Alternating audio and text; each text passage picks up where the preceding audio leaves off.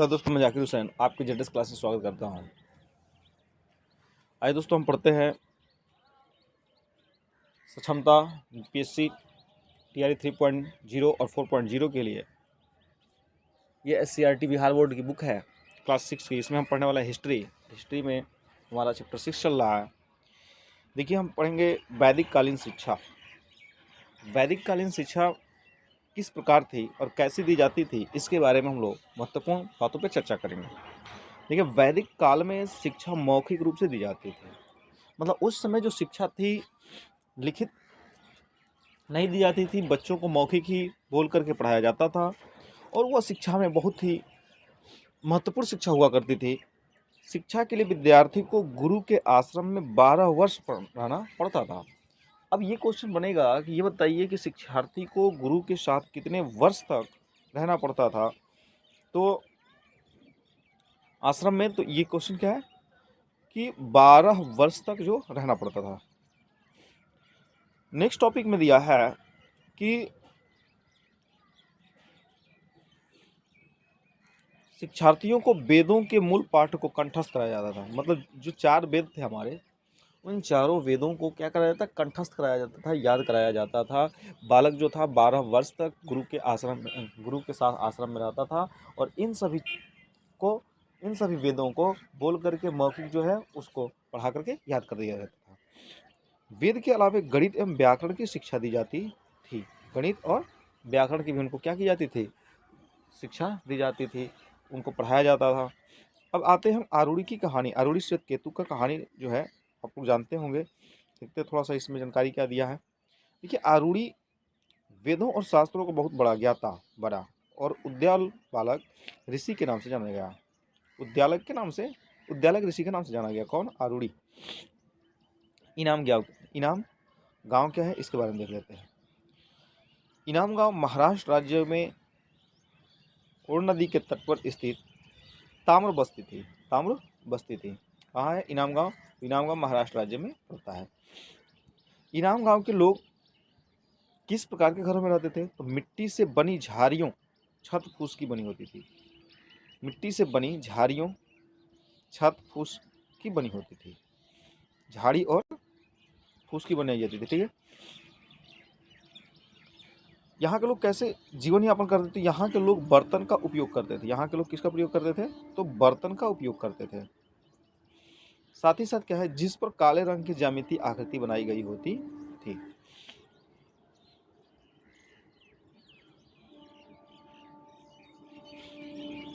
इनाम गांव में ताम्रपाषाण संस्कृति के लोगों का सबसे रोचक पहलू मृतकों को दफन करने का था।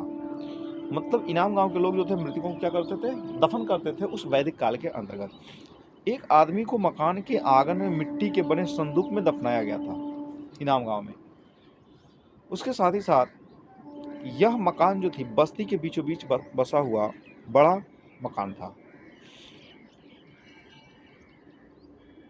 अब देखिए, वैदिक काल में मृतकों के साथ साथ क्या क्या रखा जाता है? मृतकों को मिट्टी का बर्तन, खाने पीने के वस्तु, औजार, हथियार और गहने खुदाई में मिले। क्योंकि जब खुदाई की जा रही थी तो देखा गया कि उस लाश के साथ साथ जो उस मृतक के साथ साथ जो है खाने पीने की वस्तु, औजार और मृतकों की मिट्टी और अन्य गहने भी मिले थे। मतलब ऐसा माना जाता था कि यह जो है पुनर्जीवित होगा और इन सारी चीज़ों का क्या करेगा? उपभोग करेगा। और देखते हैं अध्याय नंबर 7, प्रारंभिक राज्य। बौद्ध तथा जैन ग्रंथों में हम 16 महाजनपदों का उल्लेख मिलता है। किस ग्रंथ में 16 महाजनपदों का उल्लेख मिलता है? तो बौद्ध और जैन ग्रंथों में। उसके बाद आते हैं हम महाजनपद के राजा नियमित रूप से क्या वसूलते थे? कर वसूलते थे। क्या वसूलते थे? कर। और मैंने बताया था कि कर जो वसूला जाता था उसको बलि कहा जाता था।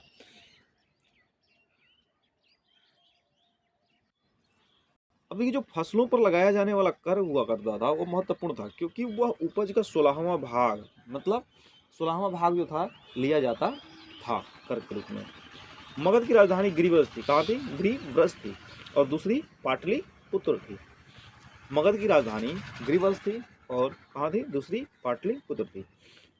मगध की दोनों राजधानियां राजगीर पहाड़ियों से एवं पाटलिपुत्र नदियों से घिरी थी। देखिए मगध की दोनों जो राजधानी थी, राजधानी कौन कौन, एक है गिरिव्रज और दूसरा क्या है पाटलिपुत्र।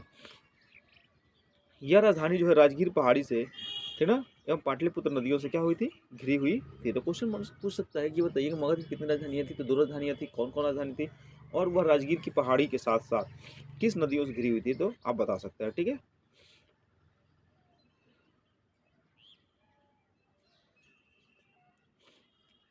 मगध का वास्तविक संस्थापक कौन था, तो बिंबिसार, बिंबिसार था। कौन था, मगध का वास्तविक संस्थापक जो था बिंबिसार था। और यह किस वंश से बिलोंग करता था, तो हर्यक वंश से। किस वंश से, हर्यक वंश से।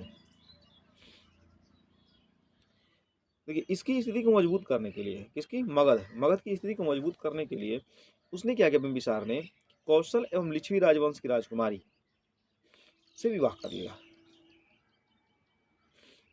हर्यक वंश को मगध वंश, मगध साम्राज्य का प्रथम वास्तविक वंश माना जाता है। प्रथम वास्तविक वंश जो है किसको माना जाता है, हर्यक वंश को, मगध साम्राज्य का। आगे देखते हैं, बिंबिसार का राज वैद्य जीवक था। बिंबिसार का जो राज्य का वैद्य था वो कौन था, तो जीवक था। ठीक है, बिंबिसार ने कौशल के राजा प्रसेनजीत को हराकर काशी को प्राप्त किया। अब देखिए बिंबिसार ने किसको हराया, तो कौशल राज्य के राजा प्रसेनजीत को हराया और कौन से जगह प्राप्त किया, काशी को प्राप्त कर लिया। मगध के नंद वंश का अंतिम शासक कौन था, तो घनानंद था। कौन था, घनानंद था। मगध वंश का, मगध साम्राज्य थी उसके अंतिम देखा जाए तो नंद वंश का शासक जो था वह कौन था, घनानंद था। ये ध्यान रखना है। अजात शत्रु अपने पिता बिंबिसार की हत्या कर राजा बना। अजात शत्रु, ठीक है ना, अजात शत्रु जो है अपने पिता की क्या करता है, हत्या कर देता है और खुद सिंहासन पर बैठ जाता है। नेक्स्ट देखते हैं कि पाटलिपुत्र का संस्थापक उदयन था। कौन था, उदयन। उदयन कौन था, यह अजात शत्रु का बेटा था। और अजात शत्रु अभी देखा कि आपने अजात शत्रु की अजात शत्रु जो है हत्या कौन करता, हत्या जो है वह बिंबिसार की हत्या कर देता है और अपने सिंहासन पर बैठ जाता है। प्रमुख गणतंत्र शाक्य, लिच्छवी, वज्जी, विदेह, तात्रिक, मल्ल, कोली, मौर्य, ये क्या क्या है, प्रमुख गणतंत्र है। वज्र संघ की जो राजधानी थी कहाँ थी, वैशाली थी।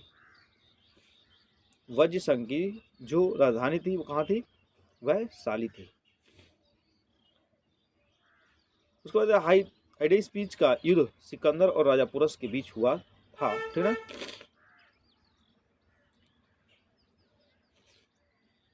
ये सिकंदर और पुरस के बीच, जब राजा पुरस और सिकंदर जो है इन आपस में लड़ाई कर रहे थे, सिकंदर जो भारत की चढ़ाई कर रहा था, तो उस समय जो राजा पुरस से जो होती है इसकी झेलम नदी के किनारे विकसता जिसको कहते हैं, हाइडेस्पीड की युद्ध के नाम से जाना गया।